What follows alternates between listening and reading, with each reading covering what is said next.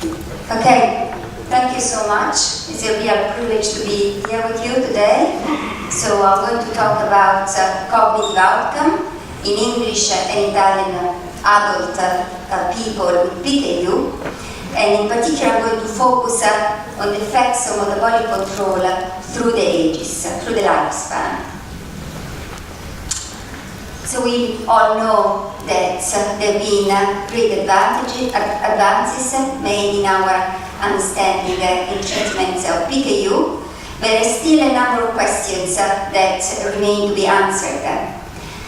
So in particular, some of these questions regard developmental patterns, developmental trends. So we know that PKU outcomes are affected by metabolic control at all ages. But we don't really know how different cognitive functions are affected at different ages and what is the effect of different types of metabolic variables at different ages. So we can ask a question such as, is current Phi as important as historical Phi? More important, less important? For which cognitive functions? At which age? Sorry, I hope microphone is okay. And then there are questions around which metabolic variables are the best to assess cognitive outcomes. So most studies have focused on Phi average levels. So they looked at Phi mean or at the average of yearly median Phi values, but there is also some evidence that the Phi variation, Phi fluctuations, generally measured in terms of Phi standard deviation, is an important measure. And studies have shown that it affects IQ, executive functions, motor control, cognitive performance across a wide range of functions, and white matter integrity.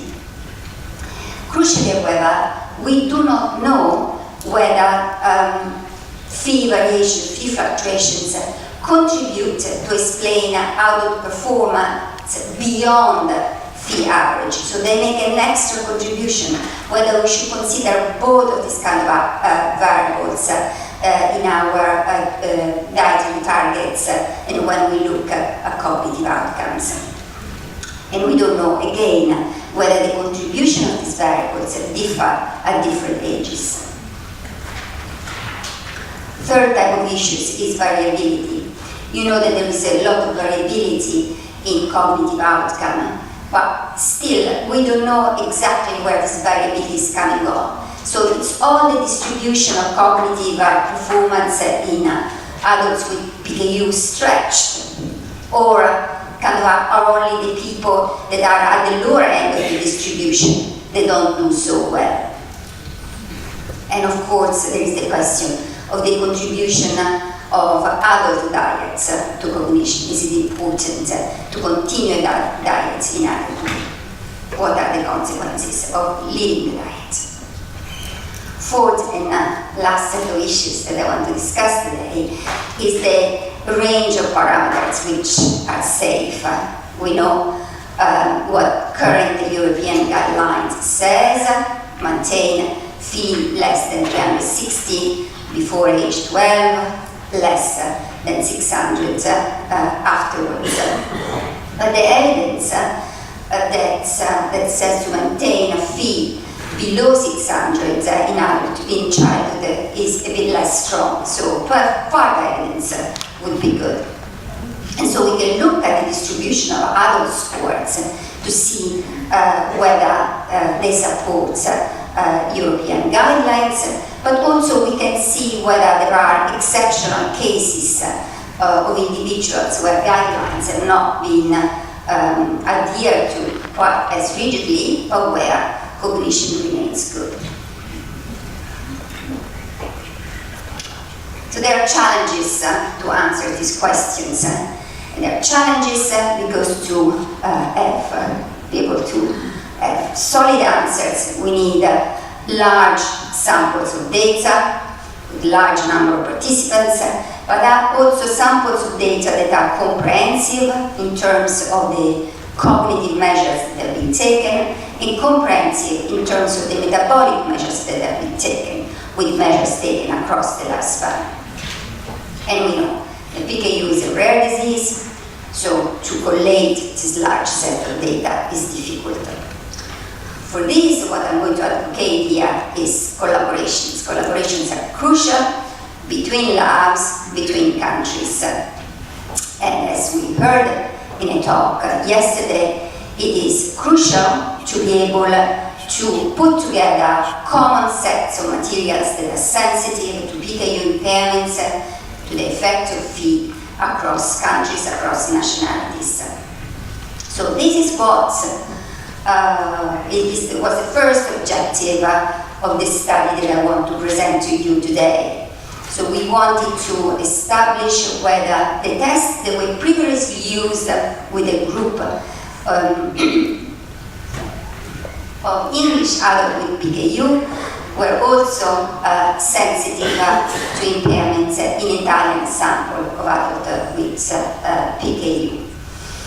So I won't have the time to go into details today, but what we showed is the Italian sample compared to the English sample showed a similar pattern of impairments, so impairments in the same cognitive tasks, a similar level of impairments, and extensive associations between our cognitive measures and metabolic measures through the lifespan. So what I want you to do here is to focus on the second part of our study, where we have a crude result in a larger, more mixed PKU sample, putting together the Italian and the English participants to investigate the four type of questions that I have previously outlined. So I'll skip on the first part of the study, right? So, and I will,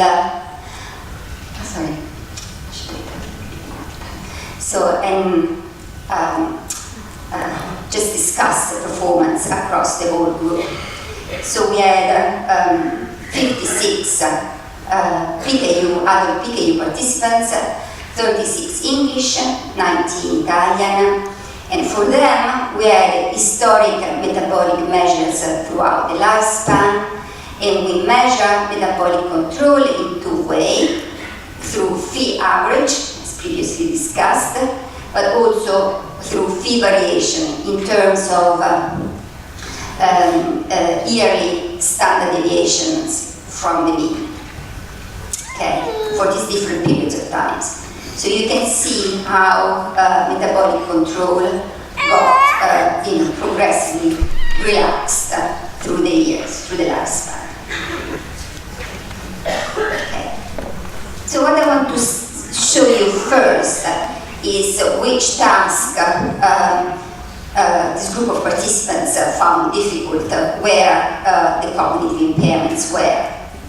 So here, cognition is measured in terms of zeta scores from the mean, zeta score, from the mean of a control group. So they are from a matched control group. The higher the zeta score, the worse the performance. So you can see that there are actually widespread impairments.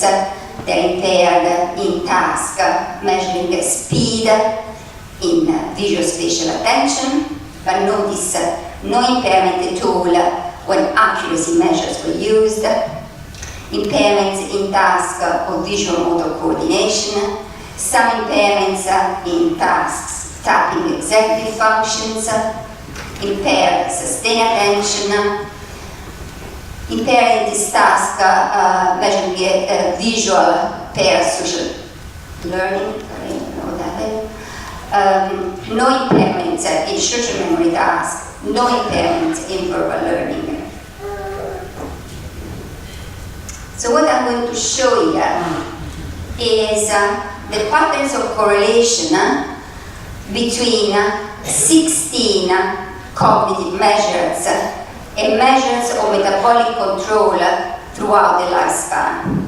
So what I want to show you first, just eyeball this data, is show how extensive, how numerous these correlations are throughout the lifespan. So what I'm going to do from now on, trying to unpack this kind of, what's shown in this slide, to show what these correlations tell us about the nature of PKU and the importance of maintaining the diet. So first of all, start with the first type of questions, developmental trends. So we want to assess, we want to see whether there are interactions between age and type of cognitive functions on one end, but also age and type of metabolic variables. So let's start looking at cognitive function, interaction with cognitive functions.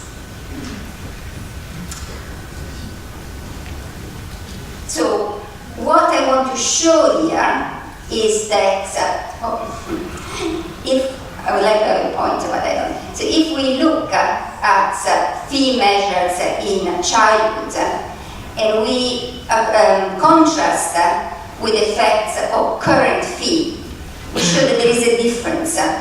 So for measure that involves speed of processing, it is Phi measures, how strictly we kept on a diet in childhood that predict adult performance. There are no effects of current Phi. So you could say, well, it's because perhaps current Phi is a less sensitive measure, but it's not true. Because if we look at other type of cognitive functions, like function that involve monitoring, sustained attention,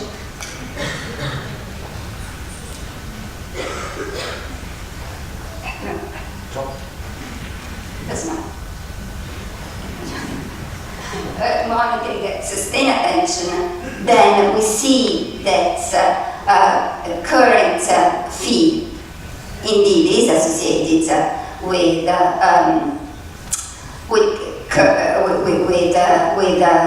cognition. So current Phi and historical childhood Phi have different effects on different cognitive functions. And we want to look here at how the effects of metabolic measures like Phi average and Phi variation differ again at different ages. So if we consider, look at childhood, measured in childhood, then here I hope you can see that Phi standard deviation predicts more than Phi average. But if we look at other measure, the opposite is true. So it is Phi average that predicts most. So this data, analysis of this data are shown in this slide. So in childhood,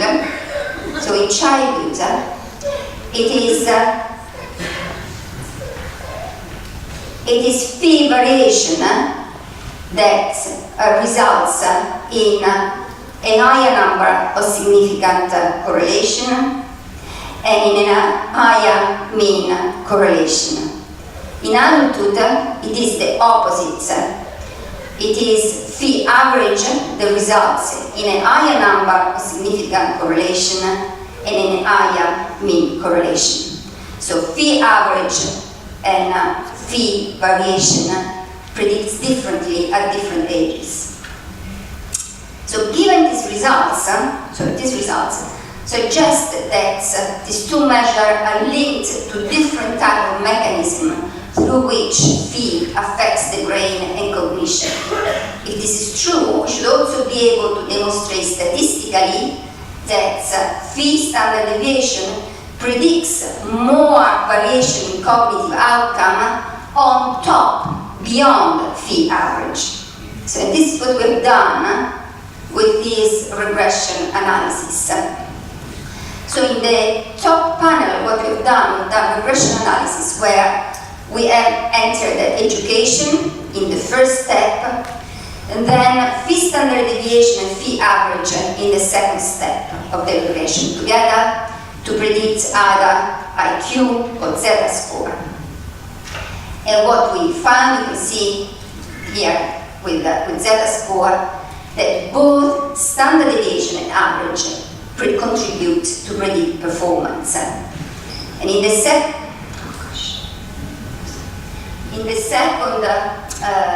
regression, what we wanted to do is see what's the proportion of variance in the data that is predicted by phi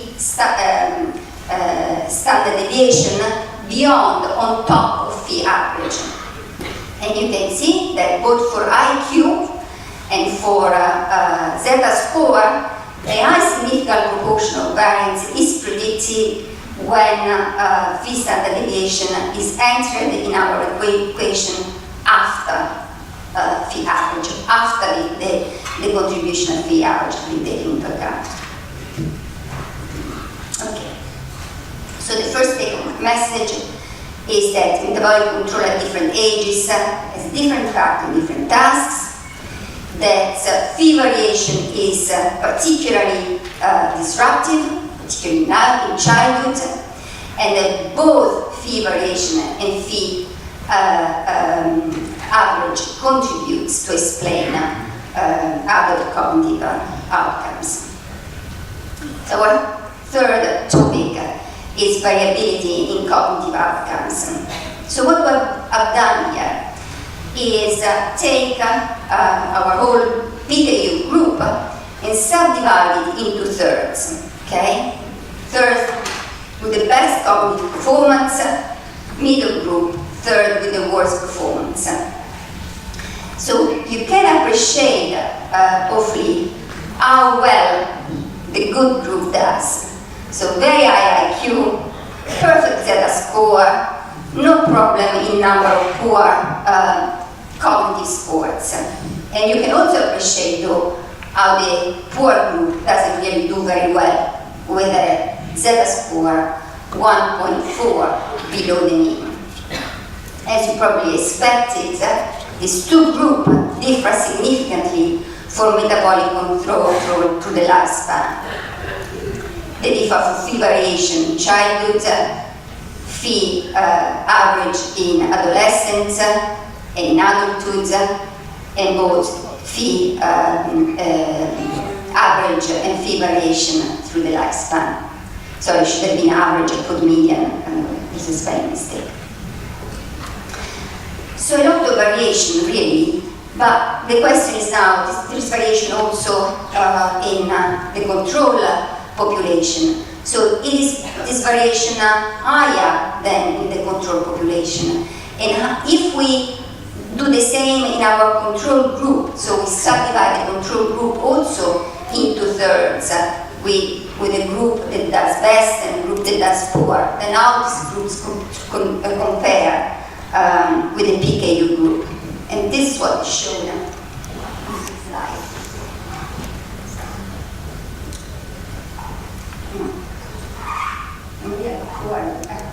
Yes, this slide. So what you can see is that the PKU are in red, the control are in gray. We look at IQ, at the zeta score, and then the percentage of poor scores. Sorry, I keep doing that, isn't it? Because I touched it the wrong way. So you can see that if we look at the group with a good performance, differences between the people with PKU and the control are very small and some non-significant in one case. The differences are between the groups with the poor scores, where differences are really large. So what's the take-home message here? Is that the PKU that perform well, 1/3 of them, so it's a substantial number, have a performance that not only is normal, but is as good as the best controlled, or almost as good as the best controlled. But there is a substantial number of people, 1/3, whose performance is not good at all. Right? This is the group we should really worry about. So what I want you to do here is carry out some regression analysis to see whether staying on the diet in adulthood, so adult control, contributes to cognitive performance beyond control at previous ages, beyond control in adolescence. So we've done a couple of regression analyses again here, predicting IQ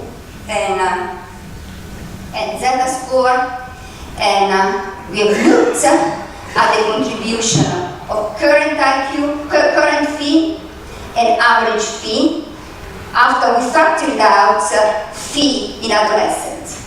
Okay, so the results show that when we look at zeta score, both current phi and adolescent phi contributed together independently to explain cognitive performance. And if we instead looked at average phi in adulthood, again we had a contribution, but it was just failed to reach statistical significance, so marginal significance. So what's the take-home message here? There is extreme variability in PKU. There's a part of the message that is really positive. The best PKU not only perform well, perform normally, perform almost as good as the best controls. But there is also some evidence, second point, there is some evidence that staying on diet in adulthood is also important, also make a contribution to good cognition. So fourth, last topic. So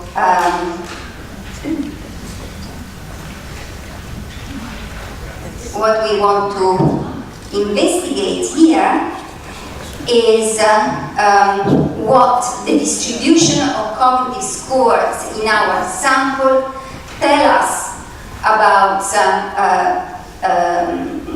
dietary targets and adherence to European guidelines.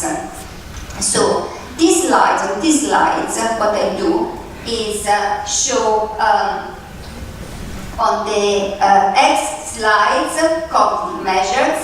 We have IQ on the left, zeta score on the right. On the X-axis we have phi averages. So on top there are phi childhood average, at the bottom is lifespan phi average. So we can see that first of all that the higher the phi, the lower the IQ, and the worse the zeta scores, right? You can also see that if we put a cutoff around 360, as recommended by European guidelines, or for lifespan phi at 600, this target level do an excellent job to exclude participants with cognitive impairments. So there are no or very few participants in these quadrants. So if you want to avoid to be in this quadrant, really what you should do is adhere to European guidelines, and also to the guidelines to be below 360 in childhood. Okay. There are also though cases where the diet has been relaxed, not to follow guidelines have not been followed quite strictly, and where cognition looks good. Okay. Of course, we don't know whether it would have been even better if they followed the guidelines, but I'll get back to that in a moment. What I want to show you in this slide is sort of the same ideas, the same distribution of scores, but this time instead of using a phi average, I use phi variation, okay, in terms of standard deviation. So you can see that here the prediction is much better actually, it's even better. And if we put a cutoff score at 150 standard deviation, we completely avoid any participants with a cognitive poor performance. Okay, so very strong results, I think, and these results suggest that perhaps we should use as a target, include as a target, not only maintain good average Phi levels, but also to avoid fluctuation in peak. And this fluctuation in peak should be particularly avoided in childhood, where we're also seeing there a particular negative effect on speed of processing, and these effects we've seen carries over till adulthood. So final slide. Here, as promised, I wanted to show you a couple of exceptional cases. These I wanted to show